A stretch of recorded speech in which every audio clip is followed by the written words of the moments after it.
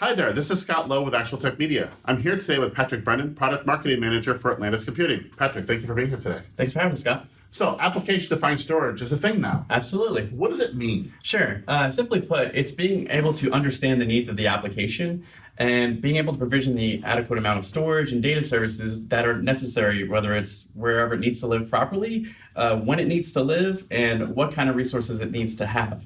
And probably for how long it needs to live. When you say when, that's probably for a duration of time as well, right? So Yeah. you can create and destroy this programmatically. Absolutely. So as we look at the world of software-driven architecture, not necessarily software-defined, but software-driven, one of the things we see is a lot of API capabilities being brought into platforms so that you can do interesting things like have applications heal themselves or scale or burst to the cloud as necessary as they sense that they are starting to hit limits. What is that?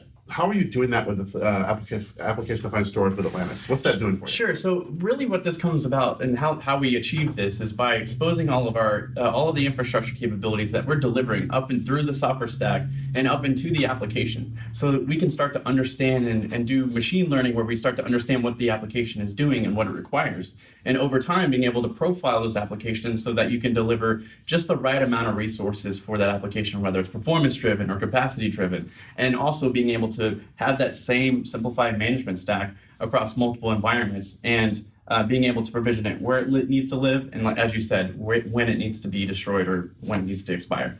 So if I'm a customer that decides to buy this, what does it do for me? If I deploy it tomorrow, what do I get? Sure. So I would say that you get the benefit of having the most efficient level of resources delivered at that right amount of time. But most importantly, I think as customers are really looking to cloud enable their applications today, they need the ability to have agility across any type of platform. So flexibility across in the cloud, deployed in a hybrid type model, or even on-prem, you get that same seamless experience and being able to provision the application right where it needs to be and with the right amount of resources to deliver that.